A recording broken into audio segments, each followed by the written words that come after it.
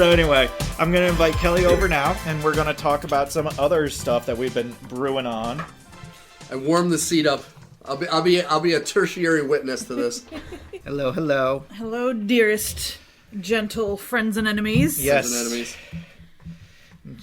Good gentle reader. What is the way that she begins it? Dearest gentle reader. Dearest gentle reader. Yeah. Dearest gentle friends and enemies. We finished Bridgerton. Yes, Bridgerton And- season 4. Yes. I want to get Concluded. all of your thoughts, because we talked a little bit about it and you jumped in to give your notes, but you haven't really gotten a chance to talk about it. And I It's think true. as someone who has much more information about Bridgerton than I do, it's important to include you in these conversations. Why, thanks. Have we talked about Bridgerton on the show before? We've talked broadly about Bridgerton. Yeah. We've talked about Tony Bridges and Of kind of the course. silly nature of how we watch it Yes. versus how it's necessarily written, but also kind of the tongue-in-cheek nature of the show itself. Yeah, so a very short summary for everyone listening. Bridgerton is a Regency era romantasy, or not romantasy. It is a romantasy in a lot of ways. In some ways. Romance. A lot of boom boom.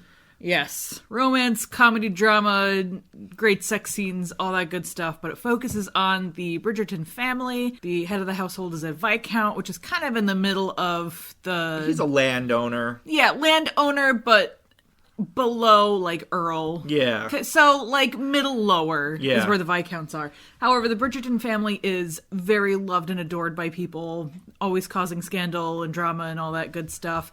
Very, very beautiful family. They're all very attractive.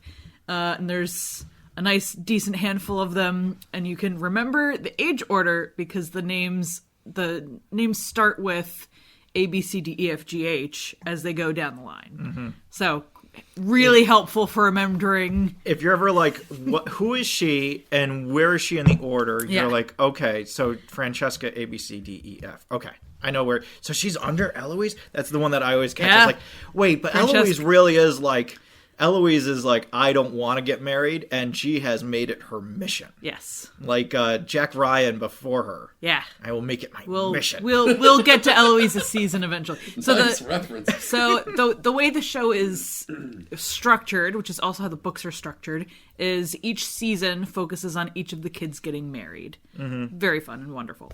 So season 4, we are focusing on the second born, the spare, Mr. Benedict Bridgerton. Yes. Benny Bridges. All of his brothers, except for the one that's still in school, have finally been married, and several of his sisters. Ah. And now he, as the second born, has been prancing around because, as he puts it, they don't need him. Yeah. He is what at the time was referred to as a rake. Yes. So he is a young single man who sleeps around and causes havoc. Yeah. Good for him. Benedict is also great because he's an artist, and in the previous seasons they talk about like him wanting to go to a school to pursue art, and he realizes that his brother kind of bought his place there, but he is still very talented in his own right. He just wants to make it on his own. Yeah, he can never finish anything. No, he gets distracted easily Yeah. by various things, be they other projects, other... and a lot of bisexual polyamorous I was about to sex. say other people of various inclinations Yeah. and styles and So he's the fun one. yeah, class lines.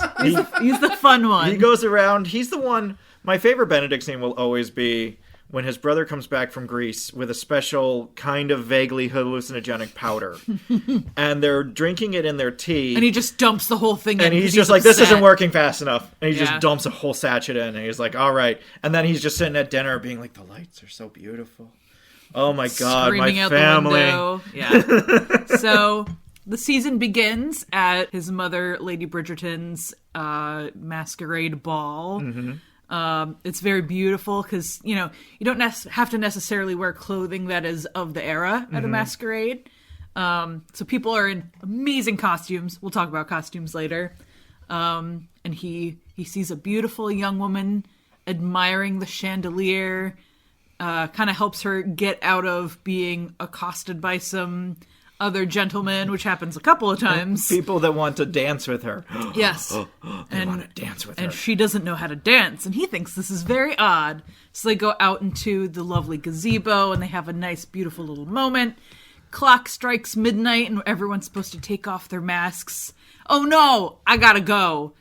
It's a Cinderella story. She runs away, and he has a reaches for glove. her and just takes her glove. All he Yeah. can get is the glove. He gets the glove instead of a slipper. Very, very much is Cinderella inspired. So is the book. It's very specific. Yeah. So This is kind of a trope of Bridgerton, writ large. Yeah, they kind of hint at stuff like this. They always take like a different work. We talked about this on the show. Yeah. So this young woman is Miss Sophie. She is actually when we meet her, she's actually working in the household of another family of the Cho Tun. Chang. Yeah, Cho Chang. Really? Cho Yeah. Chang is the stepmom. Holy She's cow. the evil stepmom. Yeah. Yeah. That's weird. Yeah. She is Does she as still have the Scottish accent? a little bit. A little bit. No, A little yeah. bit, That's awesome. Yeah. For the record, that actress is as old as the actress who plays Eloise is, which I think is hysterical. Yeah. Eloise is, I think in the stories, Eloise is like 20, 21.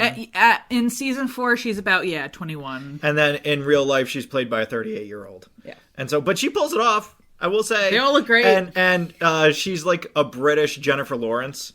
She's like a fucking gives I no don't care. fucks, yeah. She and Billie Piper should play sisters at some point because they God. could both play like these beautiful low class women who just speak their minds about whatever's on it at the moment. Sounds like Yeah. fun. So Miss Sophie Peck is a servant in this very small household because there is no current male heir.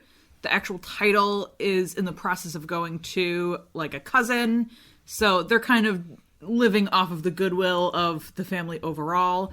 The stepmother, this is her Second marriage. third marriage. Third marriage. Third marriage. Or is it second? No, it is second. You're right.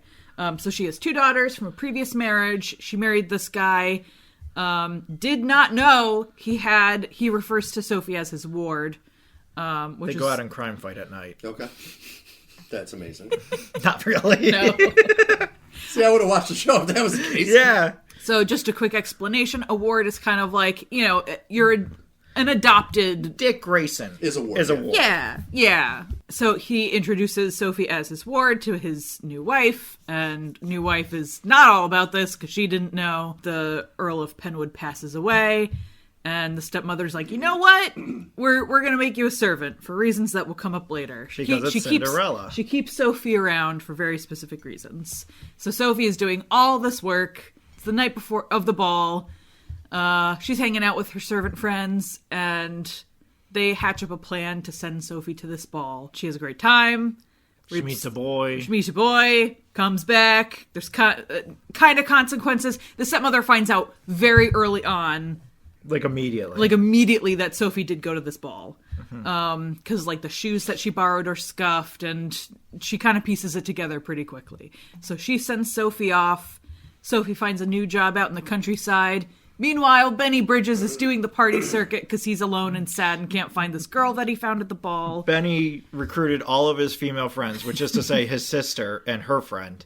Well, his sister-in-law, who is also Yeah. the largest Gossip columnist. in town. And they're like, we're going to figure out who this Cinderella is. And then after a week, they're like, we can't figure out who this fucking Cinderella is. It's Yeah. no one in town. They and go so, to they go to parties and all this other stuff. so Can't Benny find her. goes on a bender. Benny 'cause goes he's on a so bender. busted up about this. Ends up at his friend's house out in the country, and he's outside, and he notices a couple of the other men of the Ton are trying to hit on one of the servants. The Ton is like the royal court. Like, Yeah, It's, so- it's the people that are part of this high society. Yeah, society. Who should come out but Sophie to come to the aid of her fellow servant, spills some water on the guy and tells the other girl to run in. They're about to go after Sophie, and Benny whams them right in the face, protecting the honor of this young woman who doesn't know. And then accidentally gets stabbed in the side. Yeah. But he's too tough a man to let that stop him, so they're going to go to my cottage. Yes. Not So it's your called cottage, my cottage. It's his private country estate. Okay. It's a gorgeous house. So he brings Sophie with him. The caretakers of this place aren't home that night, so Sophie heals him up through the night and looks after him. Nightingale style nurses Yeah. him Builds back him to up life. through the night. Yep. Okay. No, well, not that No. way. Not that way. He's too bent out of shape for that. He's got a big gaping chest wound. And so she sleeps next to him. But at this point in history, that's scandalous. Scandalous. It's scandalous that Yeah. a woman would stay in the room of a man she's not married to overnight. Oh my God. You know, the next morning, he's like, oh my God, you saved my life. You are going to stay here as my guest. And Sophie's not used to having free time where she's not doing housework. So he kind of like softens her up a little bit and is like, hey, when we get back to London, like, I'll make sure you're set up with a good employer. I got you a job. Turns out said employer is his own family because his sisters need a new lady's maid. Interesting. Which So- he didn't know. Yes. I should note, Ben didn't come home with a plan. Benny's plan was, well, we're a rich family and we're well-to-do, We're and I'm gonna sure we ask can Mom find really somewhere nicely. for you to sit and do. Also, for the record, the other servant that Sophie helped protect at that country estate is also now Also comes working to at the Bridgertons because Benny hooked her up. The Bridgertons are just what people are supposed to be. They're Yeah. just genuinely kind people Yeah, that there's- give people extra chances. If they see that you need a hand, They- they'll come up with a solution for you. They mentioned this in one of the episodes when they're out in the country, but because Sophie's mother-in-law sent her away, she ended up having to hire multiple servants to take over all of the work she was doing. It turns into a B plot this turns into a whole thing where like the maid wars. yeah, The the maid maid war. wars. So, you know, when it's a hot market for the employees and not the employers, that's kind of what we're looking at. So several servants change households, but all of the Bridgerton servants stay very loyal because they are treated very well there, which is So kind of fun. Sophie gets accepted, and Mama Bridgerton is just kind of side-eyeing Benny. Yeah, like, Violet Bridgerton is like, I she see clocks you. it immediately. She clocks it immediately. She's like, what's going on? It's like, you're very well educated, you have very good manners, you're very well taken care. Like, there's something going on. Something's going on. She spots something early. Something's going on with Sophie, but also something's going on with Benny and Sophie. Yes. This is not like yes, Sophie clearly knows more than she should about things she shouldn't know anything about, like French. Yeah. And Benny is also up to something. So skipping forward a little bit, just so we can get to the fun part of the conversation. Lots of drama happens. Sophie's gonna leave. Benny tries to go after her. The family, except for the mom, have no idea what's going on. So when all of this comes to a head, Eloise and Hyacinth are like, wait, what do you mean you're in love with our lady's maid? Mm-hmm. It's a whole thing. And it turns out the reason the mother-in-law kept Sophie around is for every year Sophie lived in the household, there would be a certain amount of money set aside for all three of the girls' dowries. So mother-in-law was like, hey, I'm going to take all of Sophie's money and I'm going to give the vast majority of it to my favorite daughter, and I will give my other daughter, who's amazing, and we will also talk about, like, a little bit more. So it's Rosamund and Posey.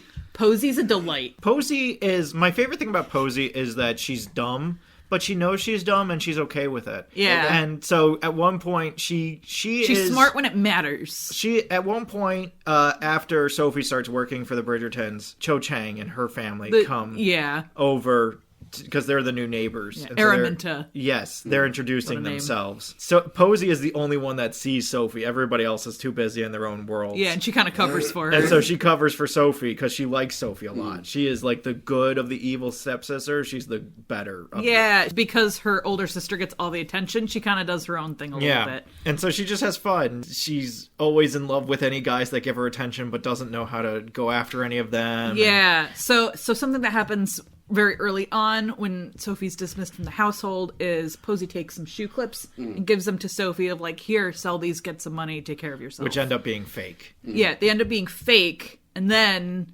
mother-in-law is like, oh, You stole my Sophie property. stole these shoe clips, arrest her. Yeah. So Sophie ends up in jail. In jail. It's a whole thing. We find out what's in the will. All of this comes to a head at the Queen's Ball, where Sophie and the Bridgertons kind of step up against There's a the mutual step-family. blackmailing. Yeah. Basically, Araminta, Cho Chang, and her family are essentially being like, we'll out Sophie and she'll go to jail. And the Bridgertons are like, we got bigger dirt dirt on you than you have on her. Yeah, you committed fraud. So if you do that, we will go way higher up, and we know the queen. You don't know the queen. We know the queen, and we have friends on the inside. Whistledown in our family. We have Whistledown, the queen's favorite gossipist in the family, and mom's best friend and tea buddy is the queen's like right-hand lady. Yeah. So like we got everything on you. You got nothing here. Yeah. They come to kind of a mutual Cold War understanding of things. So they give this story to the queen to kind of get her blessing on all this, that Sophie is not an illegitimate child, which is Sophie's mom was a maid. So we spin this story of like, oh, it was the Earl of Penwood's niece, and she's only just come into society, and she's been in the country the whole time, and she's legit, and she has a dowry, and she's gonna marry Benedict Bridgerton. And the queen is like, this is hilarious. I love this. Go do your thing. You dumb fucks. I see exactly what you're doing, but I don't care because my life's also crazy, and this just makes me happy to see these dumb shits doing this dumb shit. Happily ever after. Everything's great. Also worth mentioning as we mentioned, Earl of Penwood is this new guy. He shows up later in the season, and it turns out his wife is the female rival from the previous few seasons. Yes. Who had to leave town. Leave town suddenly. Leave town very so that was suddenly. The dun, dun, dun. Yeah, that was the big twist of who is this new Lady Penwood. And it turns out, which is biggest mostly for Eloise, because Eloise at that point is like, maybe marriage isn't so bad. Yeah. Maybe this is a good idea and something my mom is right about. The biggest thing with Bridgerton is always, God damn it, mom was right. Yeah. So, all right, so let's break this down a little bit. First off, let's talk about Mama Bridgerton. Yes. Because, holy moly, Ruth Gemmell is a treasure. And I am so shocked by how little she makes from this show, because she has such a huge role in this season. Yeah. She has her own romantic subplot because she's a grieving widow, but she wants to have fun. And her, like, best friend's brother is kind of have a crush on her. What season is this again? This is season 4. Okay, I'm gonna look up the cast list. I just want to see these people. Oh yeah. Oh, everyone's beautiful. It's a lot of really attractive men. There's a lot of really attractive men in this show. It's great. Great costuming. God. Ugh. The work that these costume designers do on this show is nothing short of a miracle. It is not 100% period accurate. No. However, there's a lot in this show that is not 100% period accurate. Oh yeah. And a lot of it is actually to its benefit. So one of the huge things with Bridgerton that a lot of people like to point out is they talk about this in the Queen Charlotte spinoff, but race is not recognized as much as it was in real life. Cast, it's completely diverse. It is a very diverse cast. In the spin-off show, we kind of hint at this, like, oh, like this, we're like entering a new chapter and we're being open and accepting because this incoming queen is a black woman. And it's kind of this shift that the society goes through where we start, having more Asian and black people and all this other good stuff. And it's really lovely to see such a nice wide variety of cast members. It's not just a wall of white faces. Yeah, which the main family is all white. A lot of the main families are white, but like the queen, her right hand man, Sophie and her family are cast as Asian for this season, which is very fun. A lot of the fun. love interests come in. Yeah, Tony Bridges from season 2. His love interest is an Indian woman. Yep. Yeah, that actress that plays the queen, Golda Rosheva. Yeah, she looks regal. Yeah. Like just in her normal pictures. And let me tell you, the spin-off series they did, they cast her younger self so amazingly spot on. Oh, really? It's insane.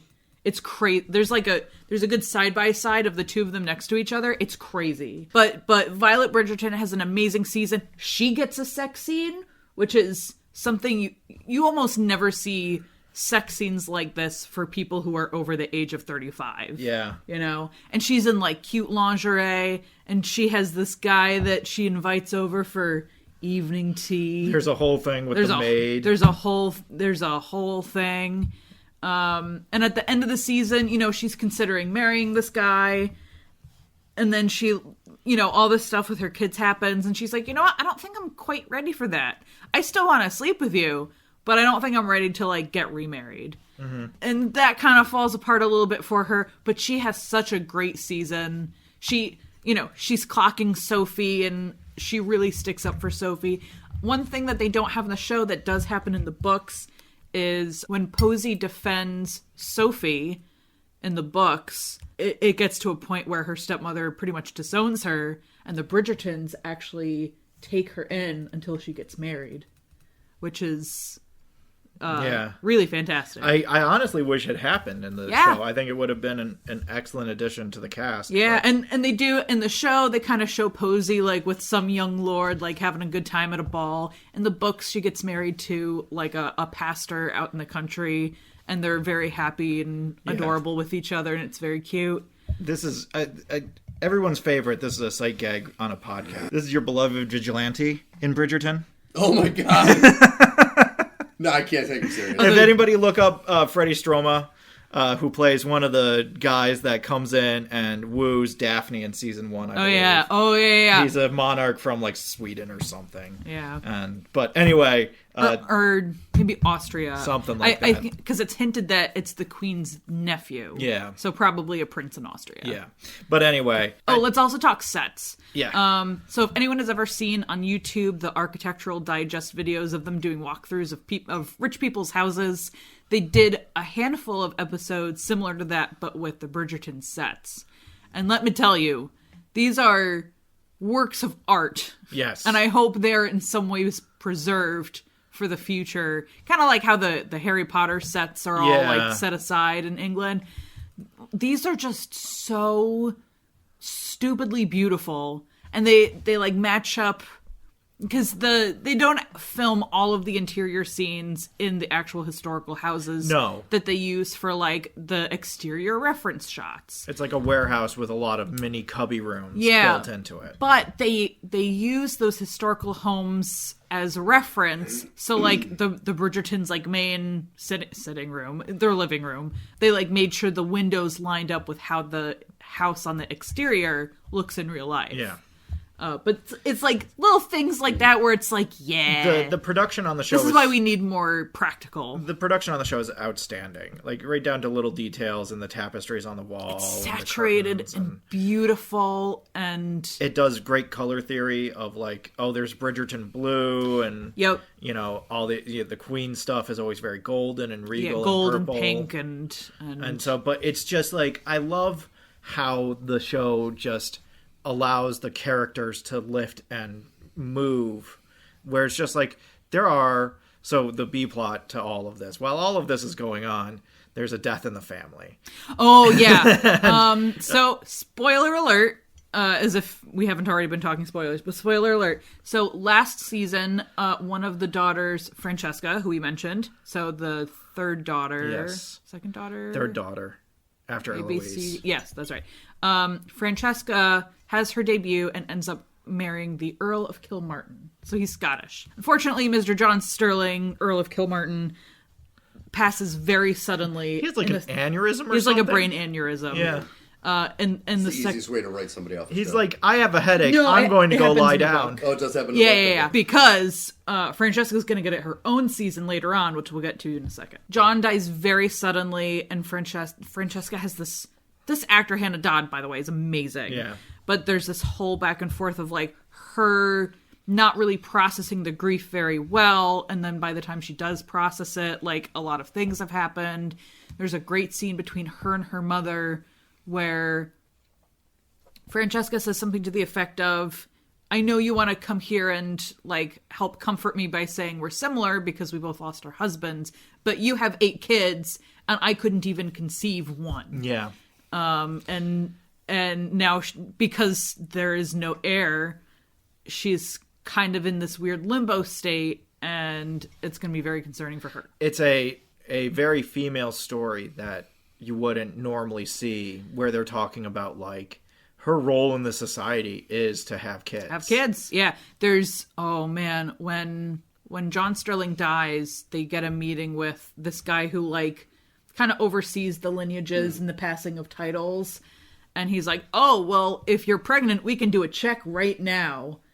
And it's not graphic, but they show, like... Get up on these stirrups. Yeah, like, Francesca's laying down in a bed, and they have a doctor come in, and she has her family, like, with her while they are checking down there to see if she is pregnant. And you can just see in her face how just utterly destroyed she is. Well, and it's like we had this fun, for longtime viewers, you'll remember in our first section review, we had all this fun because the first section of the season is all about Francesca not knowing what orgasms are. Oh, yeah. And thinking that that's the key to conception is for her to actually orgasm when having sex. And so there's all this back and forth of her trying to figure out what the fuck coming means. Yeah. And then her husband dies. And you're just like, well, that was funny for a little while. Yeah. So the reason why we're going to get a full season for Francesca is because John has a cousin. This cousin has a gender swap from the book to the show. Okay. So this cousin is now a woman, Michaela Sterling.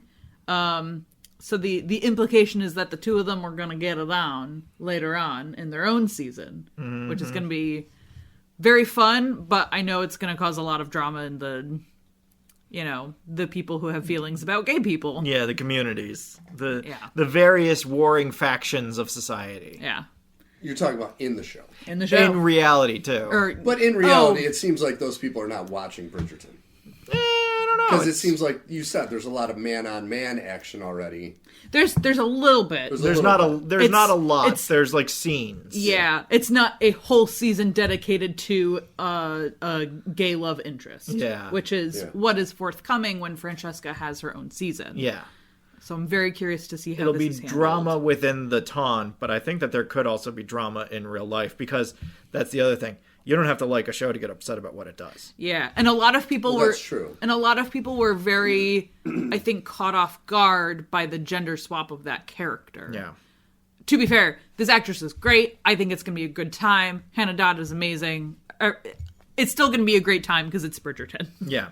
No, I just see that this could be one of those things where Bridgerton has a trailer where it's two women falling in love, and the next morning on Fox News they're like, I can't believe a show like Bridgerton that I've never seen once in my life would ever promote same-sex coupling. God forbid. See, but once again, Bridgerton has been known for, like, maybe not, same-sex love, but very graphic love. Oh, yeah. That most of those people wouldn't watch it anyways. Oh, yeah. I'm telling you, you don't have to watch something to be upset by it. We see a lot of Jonathan Bailey butt in this show. True. But the funny part is, a lot of those male people that you said are screaming about the same sex, because it's two women, they're not going to have any problem watching That's it. also true. You know what I mean? Yeah. So it's like, true. how much fake... But think of the children, outrage. Steve. Yeah, if your think of the if your child's children. watching Bridgerton, you need to get fucking You got arrested. problems. Yeah. Yeah.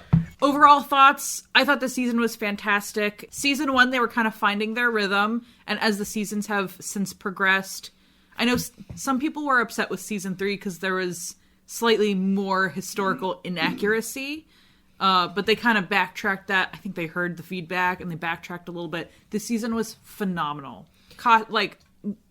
Everything was so good. The acting continues to just be amazingly stellar, and it's a shame that this show doesn't get more awards because it really deserves it. I do have to check myself every once in a while and remind myself what era of history we're in. Yes, so it's like early 1800s. We are early 1800s. Yeah. So the King George, who is the Revolutionary War King George. Okay. Yeah, but post gone crazy. Yeah, quote unquote Mad King George. So he's kind of not fully in the picture because he lives outside of London. So it's really the Queen who's doing all of the the queening, the regnant stuff. Yeah, but that's not part of the show.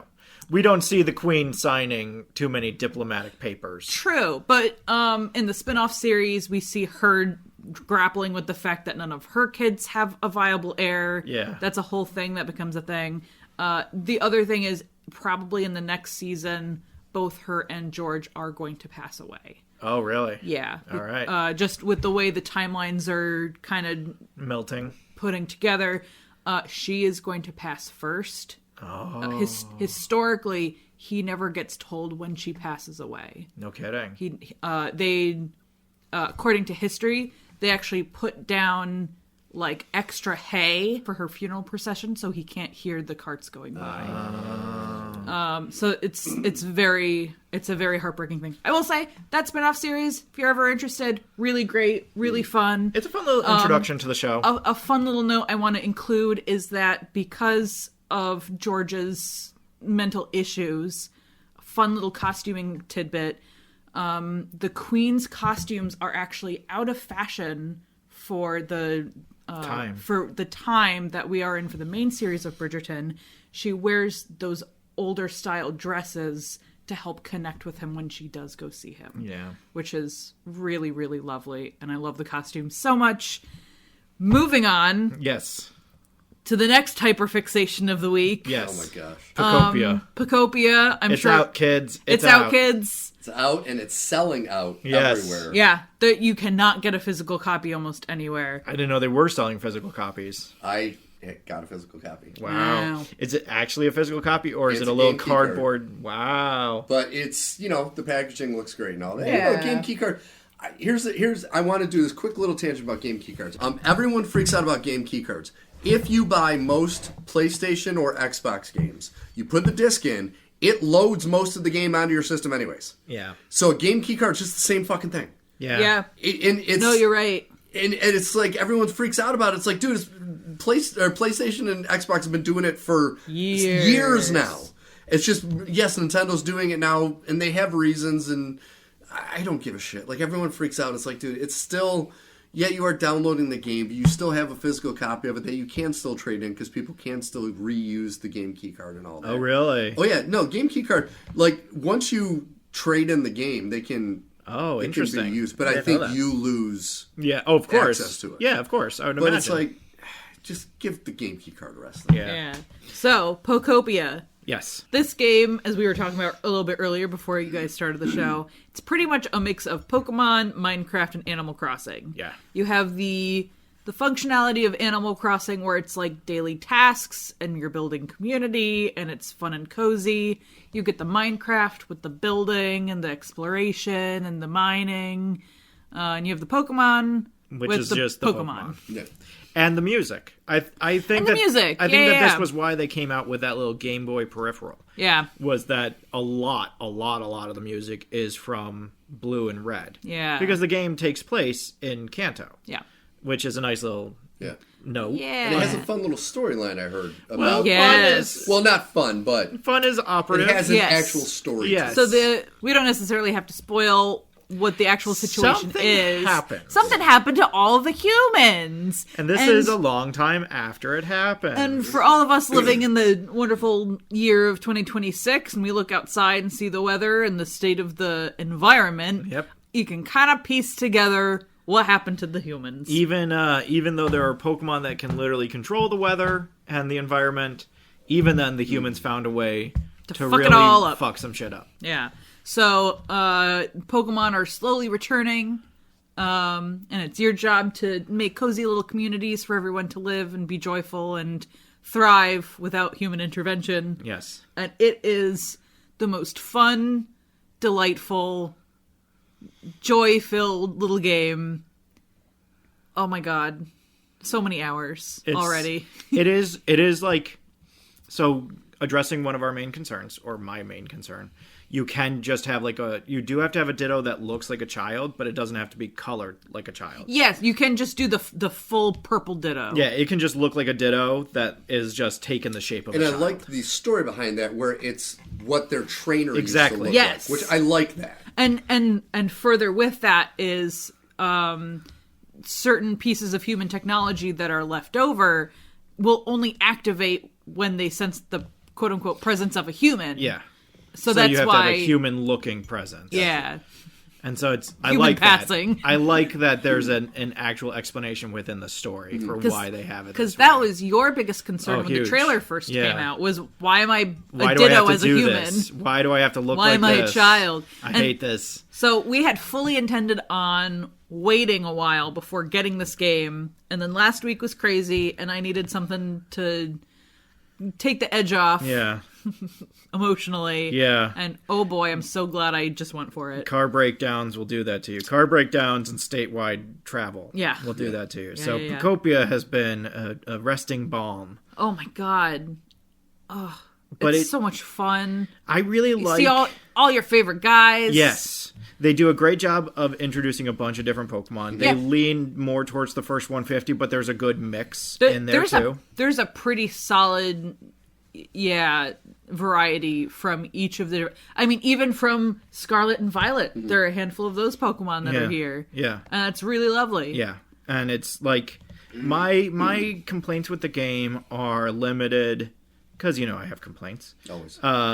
So it's things like it's a little too Minecrafty at times. It's a little kind of almost too blatantly Minecrafty at times. Some of the music, while atmospheric, doesn't feel inclusive to the game. The first couple of days in the game when you're still like building everything up, because the music expands as you progress, further. Right? So the first couple of days, just throw on other music and Yeah. save yourself the headache of hearing the same like 6 bars of music repeating for hours on There's end. atmospheric, and then there's a 20-second loop. Yeah. Not even. And not it's even just 20 like, seconds. okay, this is going to drive me absolutely wild. I can't do this. So, like, yes, I like that the music gets better the more progressed. Yeah, once you the hit like zone is. day 5 and you get, Yeah. unlock more areas, you build the Pokemon centers, music gets a lot better. I really like that they do remixes of the music from the original game. So Yeah, it's like so you can either- find CDs and you have like CD players and stuff, and you can choose what arrangement of each song you want playing. But also, like, there was one zone that you entered where it was kind of a what's the term in music? like changing something from major to minor. Major key. minor key. So they're the evolution theme, Yeah. but in a minor key. Okay. Yeah, And so it's like, okay, this stuff I really like. We should do more of this stuff. You can get a Rotom that will play music, but it's very distance based. So if you walk away from it, you can't hear it anymore. And it's like, no, just have that play everywhere. Like little easy things that can fix some of this stuff. yeah. But overall, the attention to quality of life for the player is really great. Yeah. So I saw a video of because you can have like mine carts and mine tracks and all that stuff. And I saw a video. Someone was literally about to say like, "Oh, I wish the like mine cart Pokemon could like actually go on the tracks behind you." And as soon as he said it, one of the Pokemon jumped on the tracks and started whizzing around. Oh, that's awesome. Yeah. It's stuff like that or like the Pokemon that can fly, like if you have them follow you and you go somewhere, they will just fly, the easiest direction. They don't necessarily have to like follow your every Yeah. footstep. Yeah. There have been some bumps. It's not always super clear what you're supposed to be doing. Yeah, some of the instructions are a little vague And you're at just times. there's a lot of moments where it's like, I guess I'm gonna go talk to Professor Tangrowth because I have no fucking clue what you want me to do right now. Yeah. That has happened more than once, I will say. Yeah, But I think now, especially that you've progressed further in the game, you've reached master level. I have. I of think that earlier. I think that now that we see kind of the broad scope of the game, it Yeah. really works. And I will say, for as fast as I got through some of the like major like milestones and projects that you work on, this game is so enormous. It will take me so long to like rebuild these broken down towns that Yeah. you are given. That's the other thing, is that since They're it takes so- place in Kanto, Yeah. it's all places that Pokemon people recognize. So it's Yeah. Vermilion, Celadon, Cerulean, For Fuchsia. Fuchsia. Like it's a bunch of cities that you can go to Pallet Town and it's just an empty space. And you can just build it from the crazy. ground up. Yeah. And so it's just like, it's stuff that Pokemon fans will definitely gravitate towards. And There's the SS Anne. You can just Yeah. walk around. you can walk and- around on the SS Anne when it's pulled up into Vermilion. When you go to Celadon, there's a big tower and it's the department store that you have to like rebuild. rebuild it from the ground up. And it's just like, it's really fun. I like that they take Pokemon that we know and do like these little twisty turns on them. So it's like, here's a Pikachu, but it's drained of all its electricity. Yeah. Here's- Moslax! Here's a Snorlax, but he stayed in one place so long that he's covered in moss. Oh my god. Oh, that's awesome. He's so precious. Here's a Tinkatuff, but it has a utility tool instead of just a big hammer. So Yeah, it the has like hammer has like 2 other attachments Yeah. Oh, that's to it. awesome. Yeah, exactly. So it's like, there's some really fun, clever things that I like in this game. The Tangrowth, their trainer was a professor, so it has like a TM disc on its head. So it's like a doctor's reflector. Gotcha. Yeah. But it's like it is really cute, and it plays in the game in the Pokemon world in a really nice way. I think they also mentioned at some point it will connect to Pokemon Home, which is insane to think about. Yeah. Like, they haven't done that yet. I also anticipate, now that I've unlocked each of the different areas, I am fairly certain there will be some kind of update or DLC will include... For the success of this? Yeah, Absolutely. that will include a desert area and a snow area. Yeah. Because I noticed those were very distinctly missing. Yeah.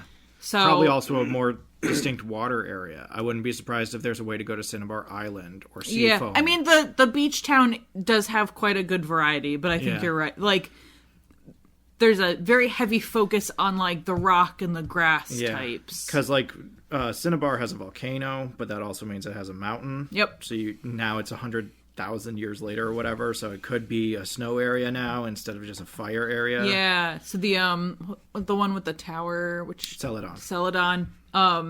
They're like, oh, like, this town is now really high up in the clouds. So kind of like... Tears of the Kingdom, like, you are up in these, like, sky islands. Yeah, it's suddenly, like, in the mountains, which Celadon was at the top of a mountain before, but it never felt like this. Yeah, this is, like, way high up there. Yeah, because to go from Celadon to Fuchsia, you just ride downhill and you don't have to do anything. You just scoot downhill, whereas if you ride up, it takes twice as long. So I will say, I want to play a little bit more, but this is like an A+ game. Yeah. I mean, it is great for all ages. Yes. I will say there are a few things that I think get a little repetitive.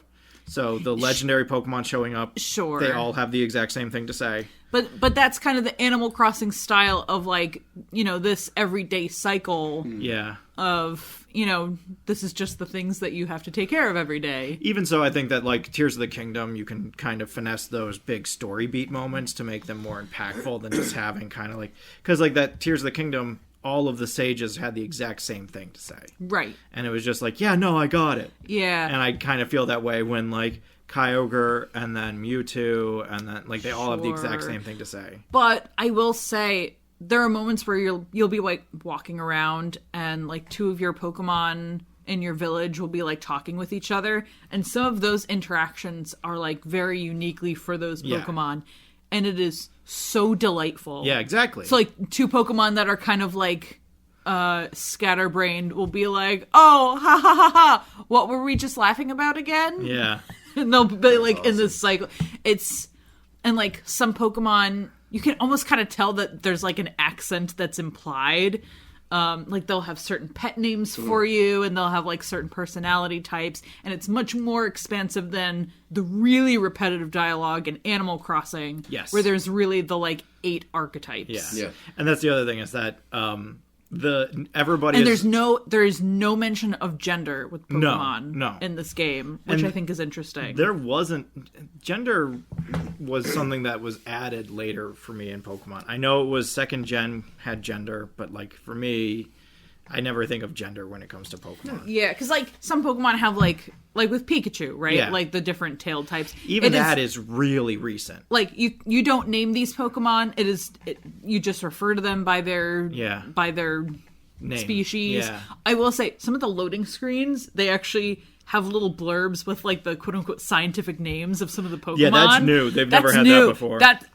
I'm so fascinated by that. There have been scientific that has museums. huge implications. Yeah. There were scientific museums in Pokemon before. None of them had scientific names for the Pokemon. That's awesome. Yeah. So it's a good game. A+. I'm going to go Yes. back to playing it. There Yes. is, I see this as a plus and a minus for Nintendo. The plus is, we mentioned this a couple weeks ago, system seller.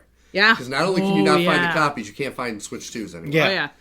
Second off, the polish of this game really raises the bar for fucking Game Freak. Seriously. And there are other Pokemon games. Compared to other Pokemon You games. can't put out another ZA after this. No. I have not encountered a single glitch Yeah. in this game. Yeah. It is so... It runs clean. The only glitches are when, like, someone's sitting on something and there's nothing there. So there's, like... Oh, yeah. If there have they're, been like, times floating, where, like, yeah. a character is just floating because they're supposed to be sitting on a block, but the that's- block didn't load. That's not game breaking. Yeah. No. There's no game break glitches. They're just kind of, like, No. funny, like, oh, I'm going to take a picture of this funny thing that wasn't supposed to happen. Like, Wind and Waves better be This is the fucking thing. polished. This is the thing that after makes this. me worried Yep. is that Pokemon for the last few years has been on an on-off cycle. One game's good, the next one's not great. Off was the A. On is Pokopia. Is off going to be winds and waves. They can't. I don't think they can. No. Because this was made by Game Freak and a third party, right? Just Koei Tecmo, which we were talking about this. This is made by the same team that made Dragon Quest Builders 2, which this shows a lot of. But if this third party, and then also Game Freak is putting out, I can't remember the name of the new game they're putting out that's not a Pokemon game. They're putting out like some big, massive game that looks incredible. Oh, I don't know about this. I'm gonna have to look it up. Yeah. But they're putting out this other game that looks amazing. It's a big, like, non-Pokemon third-party game. People are like, okay, so if you're gonna do this, Pokopia, and you're gonna put out this other game that runs great, and then you're gonna put out a fucked up Pokemon game again? That can't happen. Yeah. The game has to run, but moreover, I think the game has to have a story like this. Like, that, I think, is, like, the biggest thing. Is, like, Scarlet and Violet ran poorly and had a bad story. Yeah. I don't know that... I need the game to run well. But moreover, if the game doesn't run well, but the story is amazing and the gameplay is fun, that'll be more important to me. So the game is coming out actually August 1st. It's called Beast of Reincarnation. Huh. And if you go and watch the trailer for it, it'll piss you off being a Pokemon fan. Which one? Oh, God. Oh, yeah, that one. It looks... And it supposedly is going to be... It's kind of like what I have heard from people who have played it on, game journalists and whatnot. It has a very Ghost of Yote kind of look and feel to it. And it's like, okay, if you're going to put out a game like that, and then you're going to put out another fucking janky-ass... No. Yeah. It's like, you got to put that effort into fucking your biggest priority. Yeah. Which is Pokemon. I think the biggest thing is that the Wind and Waves cannot be for both Switch and Switch 2. It's going to have to just be for Switch 2. They've announced it as just for Switch 2. Yeah. And this proves that it'll sell. Yeah. Because this is Switch 2 only. And the hardware is just so much better. Well, and by the time that comes out, we're going to be so far beyond the Switch. It would be kind of hilarious if they tried to port it back to the Switch. Well, and I watched an interesting thing about the Resident Evil Requiem, how well it runs on Switch 2. Yeah. It actually is running at like 520p, but they use AI upscaling to such a master level that it looks like 4K. Oh, interesting. And they said that's the difference with the Switch 2 is it uses this AI upscaling in a lot of its games, which solves a lot of the issues of the hardware. Huh. And it's like... All right. That's why I love Switch 2. If that's what it takes. Looks spectacular. Yeah. Well, thank you for having me. Of course. Yeah, thank you for joining us. I'm going back to my Pokopia. Yeah, Pokopia. Kelly returns from whence she came. All right, ladies and gentlemen, well, that was NerdPod Generations, episode 185. Really hope you enjoyed it. We have a lot to talk about for next week, which luckily, usually we're like, we have nothing to talk about. Who the fuck knows we have a lot to talk about for next week, and if you're a horror movie fan, please tune in for next week. It's going to be amazing. Yeah, we got all kinds of goodies next week, Yes. all kinds of spooks and scares. Yes. And I'm excited because I can't wait. We're going to talk about Crooked Men, we're going to talk about Bone Temples. Yep. And it's going to be a good time. Yes, it's going to be awesome. So, folks, once again, NerdPod Generations, episode 185. Please go to nerdpodgen.com, and that's where you can learn about us and learn about other things about the channel. And, Al, who does our artwork and our music? Our art is by Kortney Howell. Our music is by Brendan Williams and James Connolly. I am Alfred Judson. And I am a congested Steve Taylor. And until next week, friends and enemies, who the fuck knows what the weather's going to be in the meantime. Have a great week. Peace out.